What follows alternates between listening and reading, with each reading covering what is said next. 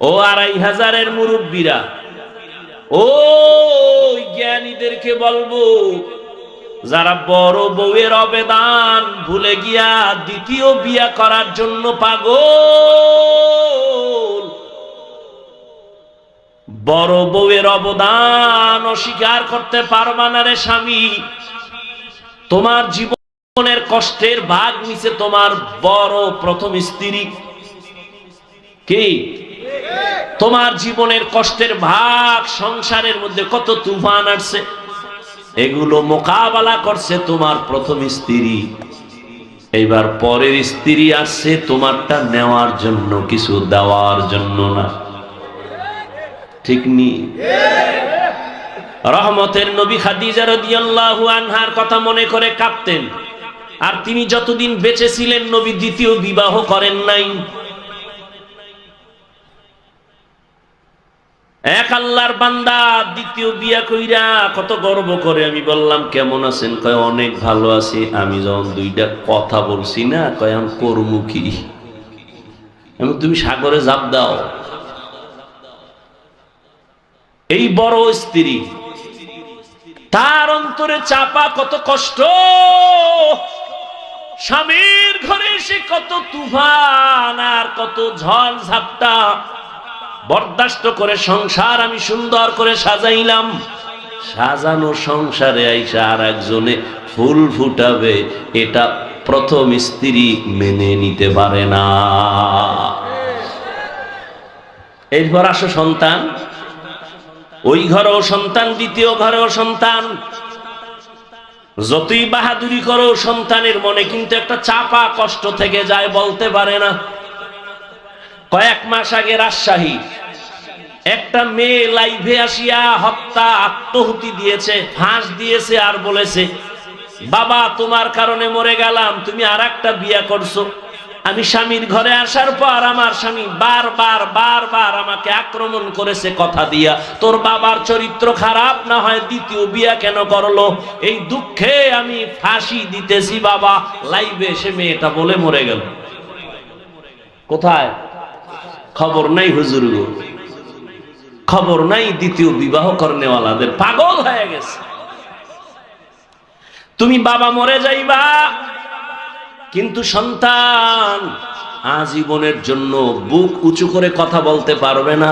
যেখানে যাবে একটা দুর্বলতা ভেতরে কাজ করবে। বাবা আমার তো এক মা না দুই মা। এইভাবে মনের ভেতর একটা চাপা কষ্ট থাকে, মানুষও বাজে কথা বলে। এরপরে আসেন ইনসাফ। কি ইনসাফ? একজনে 3 বিয়া করছে, কয় আপনি সবার ইনসাফ ঠিক রাখেননি। বলে হ্যাঁ কেমনে? কয় ছোট বউয়ের ঘরে রাত কাটাই আর 2 বউয়ের সাথে মোবাইলে কমপ্লিট করি, মোবাইলে কথা কই। ইনসাফ। অথচ আল্লাহ পাক বিবাহের আয়াতের ভেতরে বলছেন ফানকিহু মা তাবা লাকুম মিনান নিসা মাসনা ওয়া সুলাসা ওয়া রুবা ফাইন খিফতুম আল্লা তা'দিলু ফাওয়াহিদা। এটা একটা রেড সিগন্যাল লাগায় দিছে। তোমার যদি প্রয়োজন হয়, তোমার যদি সামর্থ্য থাকে, 2, 3, 4 বিয়া করো। যদি ভয় তোমার অন্তরে থাকে, ইনসাফ বজায় রাখতে পারবা না, একটা নিয়ে জীবন কাটাও। এক স্ত্রীর হক আদায় করতে পারলা কিনা, সন্তানের হক আদায় করতে পারলা কিনা, আল্লাহ আমাদের বুঝার তৌফিক দান করে। আম্মা জান আয়েশা বলেন, খাদিজার কথা মনে পড়ে রাসূল কান্না করেন। এত অবদান ওই খাদিজার। আরবের ধনাঢ্য নারী, আরবের মধ্যে খাদিজার মতো ধনী কেউ ছিল না। সব সম্পদ খাদিজা রাদিয়াল্লাহু আনহা রাসূলকে হাদিয়া দান করেছেন। আরো শুনেন, নবীজি যদি দোয়া করতেন উহুদ পাহাড় স্বর্ণ হয়ে যাও, হইতো না? কিন্তু নবীর বন্ধু, আপন মানুষ, বংশের লোকেরা নবীজিকে গৃহবন্দী করে শিয়াবে আবু তালিবের মধ্যে আটকায়া দিছেন। 3 বছর পানি দেয় না, খানা দেয় না, কিচ্ছু দেয় না। নবীজি গাছের পাতা ছিঁড়ে ছিঁড়ে চাবাইয়া খায়া পেটের ক্ষুধা নিবারণ করছেন। ওই সময় আম্মা জান খাদিজা আরবের বড় ধনী নারী, কিন্তু নবীজির মহব্বত লাভের আশায় তিনিও নবীর কাছে গৃহবন্দির এরিয়ায় শিয়াবে আবু তালিবে যাইয়া নবীর সাথে দিন রাত্র কাটায়, আর তিনিও গাছের পাতা খায়। এই প্রথম স্ত্রী, আল্লাহ যদি নিয়ে যায় সেটা ভিন্ন কথা, নিয়ে গেছে আপনি আর একটা করছেন। প্রথম স্ত্রীর অবদান অস্বীকার করতে পারবে এমন একটা পুরুষ আমাকে দেখান তো।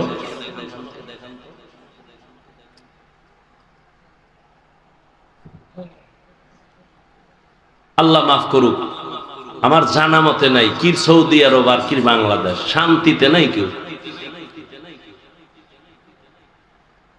আর অধিকাংশ এই ঝামেলাগুলো কারা পড়ে? যাদের টাকা একটু বেশি হয় তারা চোখ ডাইনে বামে দৌড়ায় আর মোবাইল। কি ফান্দে পইরা বগা কান্দে, এমন ফান্দে পইরা গেছে মিস কল পাইছে, যখন একটু ব্যাক করছে বিপরীত আওয়াজ শুনে ডানা কাটা ভরি। সুন্দর সুন্দর কথা কয় সাজায়া, মধুমাখা আওয়াজ, মাঝে মাঝে ইংলিশও কয়। আর হ্যার বড় বউ তো ইংরেজি বুঝেই না, এখন আধুনিক তো একটু ইংলিশ দরকার। বাস ফান্দে হইরা বিয়ে করে লাইছে। আর কেউ আছে টাকার গরম, আরে আমার টাকা আছে আমি সাইডে খাওয়াইতে, 10টা খাওয়ানো আর হক আদায় করা এক না। আর এই সন্তানগুলো কার মুখের দিকে তাকাবে? একবারও যদি বাবা চিন্তা করত ওই পথে যেত না।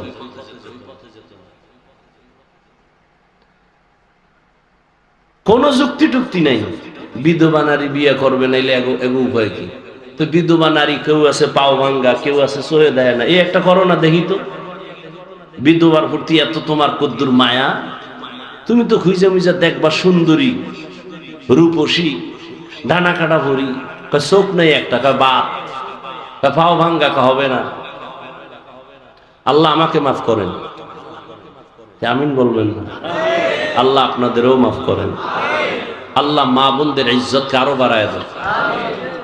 আল্লাহ পুরুষদেরকেও সঠিক সিদ্ধান্তে আল্লাহর মোহাব্বত নিয়ে চলার তৌফিক দান করেন।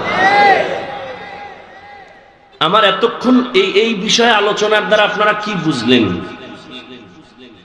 আমি একাধিক বিবাহের বিরুদ্ধে কথা বলছি। এই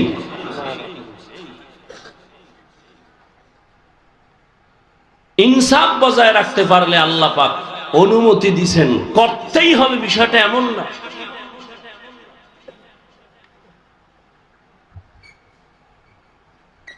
আল্লাহ আমাদের বুঝার তৌফিক দান করে। রহমতের নবী বিধবা নারী খাদিজা রাদিয়াল্লাহু আনহাকে বিবাহ করে সম্মান বাড়ায় দিয়েছেন। ও পর্দার আড়ালের আম্মা জানেরা, আপনারা নবীদের মায়ের মতো মা খাদিজা রাদিয়াল্লাহু তাআলা আনহার মতো দামি নারী, আপনারা আয়েশা রাদিয়াল্লাহু তাআলা আনহার মতো দামি নারী, ফাতেমা রাদিয়াল্লাহু তাআলা আনহার মতো দামি নারী। এরে আম্মা জান,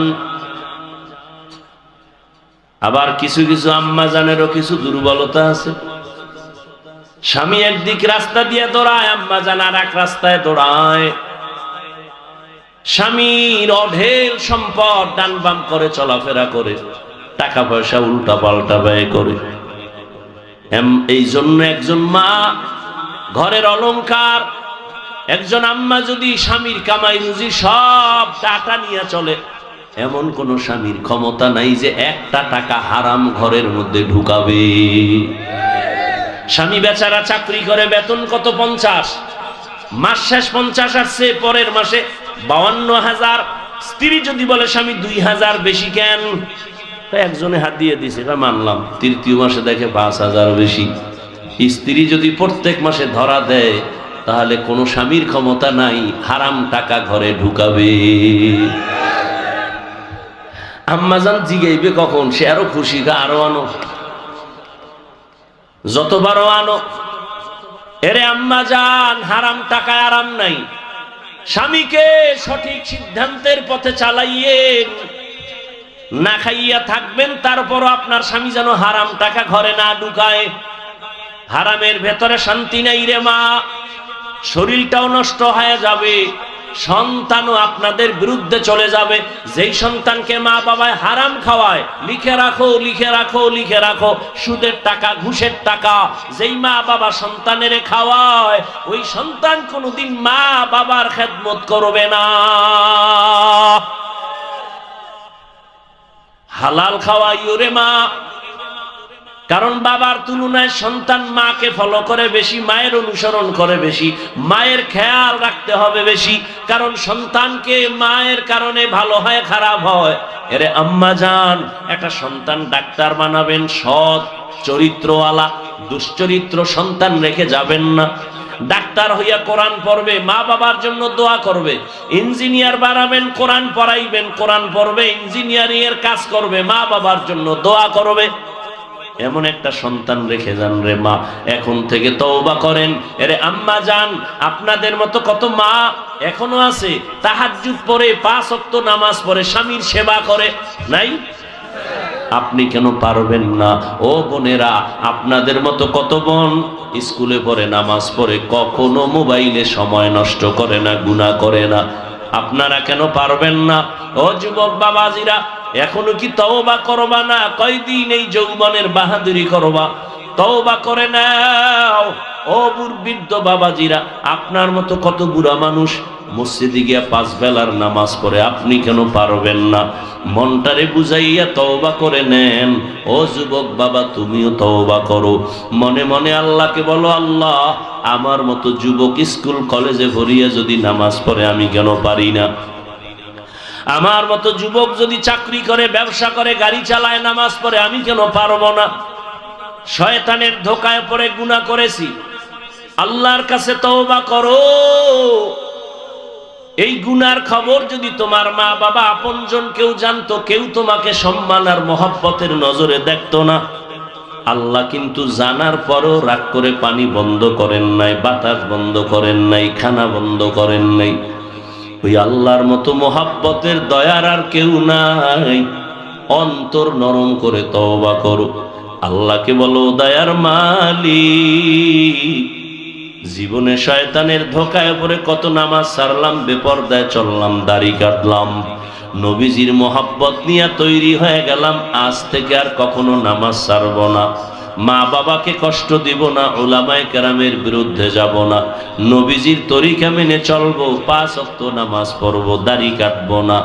তওবা করার মতো যদি নিয়ত হয়, আর অন্তরে যদি দুর্বলতা না থাকে, মরণের কথা স্মরণ করে আল্লাহর মহব্বতের যদি নিয়ত থাকে, তওবার খাঁটি নিয়ত যাদের আছে, রিজিকের মালিক আল্লাহ, হায়াতের মালিক আল্লাহ, আল্লাহ পাক রিজিক দিবেন, হায়াত দিবেন, হায়াত শেষ না হতে মরণ হবে না।